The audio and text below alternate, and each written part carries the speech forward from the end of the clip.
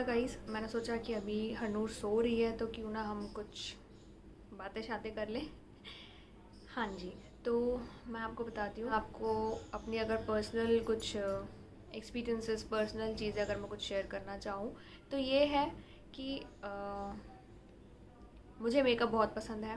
तो अब मेकअप से रिलेटेड मैं आपको एक इंसिडेंट बताती हूँ अपना। क्या हुआ था, मेकअप मुझे इतना ज़्यादा पसंद है कि मेरी शादी का मेकअप भी मुझे खुद ही करना पड़ गया था। मतलब इतना भी ज़्यादा नहीं आता था, मुझे इतना नहीं पसंद कि मुझे अपनी शादी का मेकअप भी खुद करना पड़ेगा, बट यस, मुझे करना पड़ा था। अब वो रीज़न क्या था मैं आपको बताती हूँ। क्या हुआ था कि जो मेरी शादी हुई है, इट वॉज़ ऑन 2020। तो 2020 में मेरी शादी होनी थी अप्रैल 13 अप्रैल 2020। मेरे घर में कार्ड्स वगैरह सब कुछ छप चुके थे, सब कुछ हो चुका था, मेरा लहंगा भी आ गया था। लहंगा कब आया था मैं आपको बताती हूँ। मेरा जो लहंगा आया था वो आया था सैटरडे और फ्राइडे, फ्राइडे या सैटरडे को आया था मेरा लहंगा। जो शायद 20 मार्च होगा या 21 मार्च, क्योंकि 22 से तो लॉकडाउन लग गया था, कम्प्लीटली लॉकडाउन। लगना तो एक दिन के लिए था, मोदी जी ने बोला था कि ऑन फॉर संडे ओनली। वो ट्राई कर रहे थे कि लॉकडाउन सक्सेसफुल होता है नहीं, तो हाँ जी, उसके बाद लॉकडाउन ही लग गया। चलो ये शुक्र था कि मेरा लहंगा आ गया था जो मुझे पहनना था मेरी शादी में। अब क्या हुआ, लहंगा तो आ गया लेकिन मेरी ज्वेलरी, मेरा पार्लर, मेरी जो पार्लर में जो सेटिंग्स होनी थी वो कुछ नहीं हुआ। और मेरे हस्बैंड से मैंने बोला था कि ड्रेस ले लो जो आपको शादी में पहनना है। ही सेड नहीं, बाद में देख लेंगे, बाद में देख लेंगे, अभी तो टाइम है। वो बाद आया ही नहीं। फिर क्या हुआ कि 13 अप्रैल को हमारी शादी होनी थी, बट 13 अप्रैल को नहीं हो पाई अनफॉर्चुनेटली, बिकॉज दिल्ली में होनी थी और हम रहते थे गुड़गांव में। मतलब मैं गुड़गांव रहती थी और ये दिल्ली में रहते थे, तो जो हमारा जो बैंकेट वगैरह बुक हुआ था वो सब दिल्ली में हुआ था। तो हम लोग दिल्ली आ रहे थे और 2-3 दिन का हमारा दिल्ली में स्टे था उस होटल में, वहीं सारे फंक्शंस होने थे हमारे भी, बट ऐसा नहीं हुआ। ये लेकिन अब क्या हुआ, दिल्ली और गुड़गांव जब दोनों ही लॉक हो गए, नहीं जा सकते, ना वो यहाँ आ सकते थे ना हम यहाँ जा सकते थे। तो 13 को तो हमारा पोस्टपोन ही हो गया, मतलब 13 को नहीं हुई, उस दिन की कैंसिल हो गई, क्योंकि हमें पता ही नहीं था कि कब खुलना है ये लॉकडाउन। अब आई थिंक मई में खुला था शायद, 15 और 16 को लॉकडाउन तो नहीं खुला था, बट जो दिल्ली और गुड़गांव का जो बॉर्डर था जो सील हो गया था वो शायद खुल गया, मुझे नहीं पता। मेरे हस्बैंड ने मुझे एकदम आके सरप्राइज़ दे दिया घर पर, और I was totally in shock कि मतलब यार इतने टाइम बाद, और तुम आए कैसे जब दिल्ली और गुड़गांव तो बंद है, मुझे पता ही नहीं था कि वो खुल गया। तो मतलब मुझे बहुत अच्छा लगा, मेरी फैमिली को भी अच्छा लगा कि मेरे पापा बोलते हैं, मेरे हस्बैंड से बोले कि तू तो एकदम सनी देओल बन के आया है, गदर वाला। तो जैसे 15 और 16 को वो शायद 15 को आए थे, शायद मिलने, 15 को मिलने आए थे। उसके बाद बॉर्डर खुल गया था। फिर मेरे हस्बैंड ने बोला कि पापा फिर हम ऐसा करते, अब तो पता नहीं है कि कब खुलेगा ये सब, नॉर्मल कब होगा, बैक टू नॉर्मल नहीं पता था हमें कि कब ये सब सिचुएशन ठीक होगी।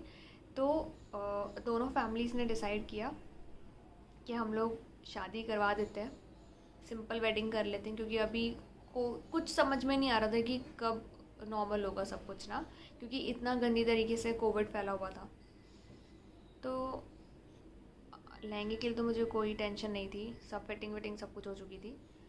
अब जो प्रॉब्लम थी, लहंगे के साथ तो ज्वेलरी पहननी है, बिना ज्वेलरी के लहंगा कितना अजीब लगेगा ना यार, सोच सकते हो। तो अब सारे पार्लर्स भी शट डाउन थे, पार्लर्स तो स्पेशली बंद थे, ब्यूटी पार्लर एंड सैलून तो बिल्कुल बंद थे। अब क्या हुआ, मेरे सामने ही ना, घर के सामने एक कोई ठीक ठाक सा पार्लर था। तो मैंने वहाँ पर कॉल किया, मैंने कहा कि मैम ऐसा ऐसा है कि एक्चुअली मुझे शादी के लिए ज्वेलरी चाहिए। तो अगर आपके पास अवेलेबल है अभी तो आप मुझे बता दो please. She said yes available तो है। मैं खुश हो गई, ठीक है कुछ ना से तो कुछ तो मिल रहा है। फिर मैं गई वहाँ, उन्होंने बोला ठीक है मैं नीचे आ रही हूँ, आप आ जाओ देख लो। मैंने देखा, मतलब जो मुझे चाहिए थी वो चीज़ें तो नहीं थी, क्योंकि ऑब्वियस सी बात है यार। मैंने जैसे बताया वो ठीक ठाक पार्लर था, जिस पार्लर से मुझे कराना था शायद वहाँ पर मिल जाता वो सब, लेकिन आपको पता है कि गली में ऐसे ही होते हैं। तो ठीक है, मैं ना कुछ फ़ोटोज़ वहाँ वीडियो की एंड में कुछ फ़ोटोज़ लगा दूँगी, आप देख लेना, आपको उससे पता चल जाएगा। तो वो ज्वेलरी ठीक ठीक थी, वो ज्वेलरी मैंने पहनी और मैच थोड़ी बहुत मैच कर रही थी, मतलब एक्चुअली उसमें थोड़ा सा था कलर जो मैच कर गया था, बट वो ज्वेलरी नहीं थी जो मुझे चाहिए थी।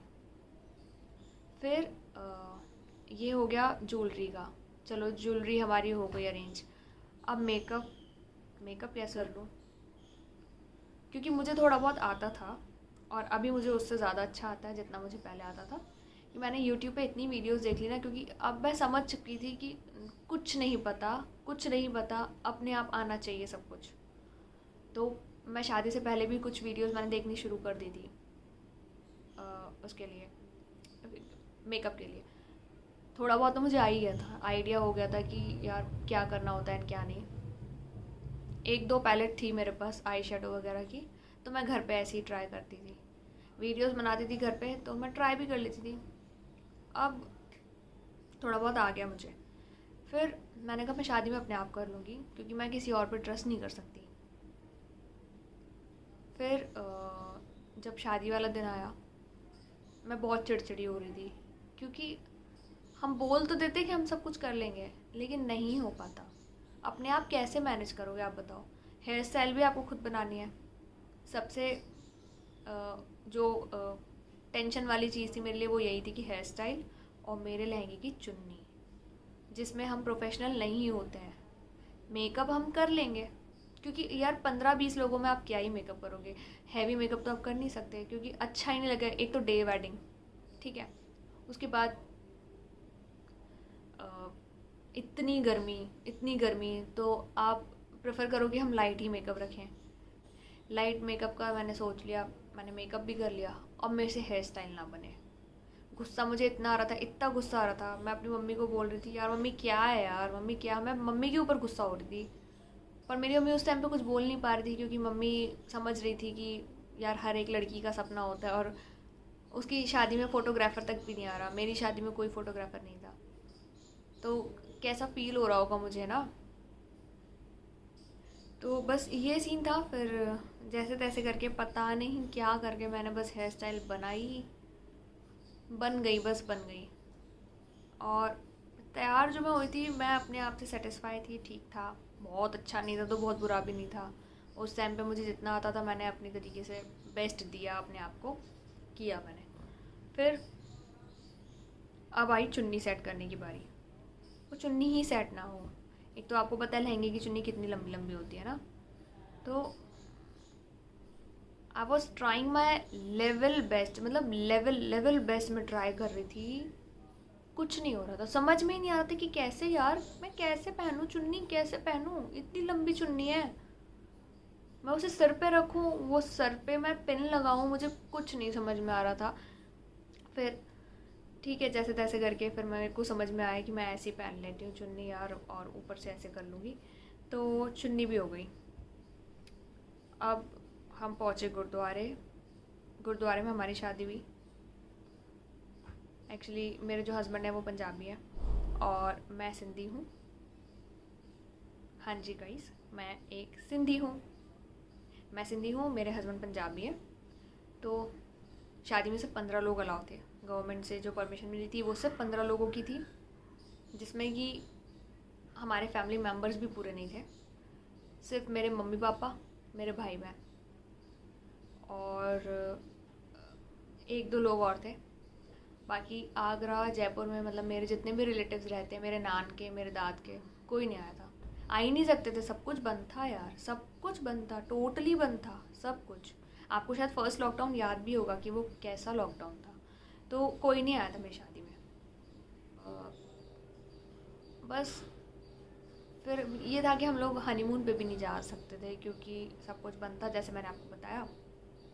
और ये जो सिचुएशन थी ये 6-7 महीने तक कंटिन्यू थी। तो ये है मेरी कुछ शादी की पिक्चर्स जिसमें मैं खुद से रेडी हुई हूँ। देखो मेरा मुंह देख सकते हो कितना बना हुआ है। ये फ़ोटो भी घर पे ही कैमरा अरेंज किया था, बस ऐसे ही क्लिक हो गई हैं। तो चलो गाइस, फिर आज का हम इतना ही रखते हैं व्लॉग और मिलते हैं नेक्स्ट व्लॉग में। तब तक के लिए सी यू, टाटा, बाय बाय।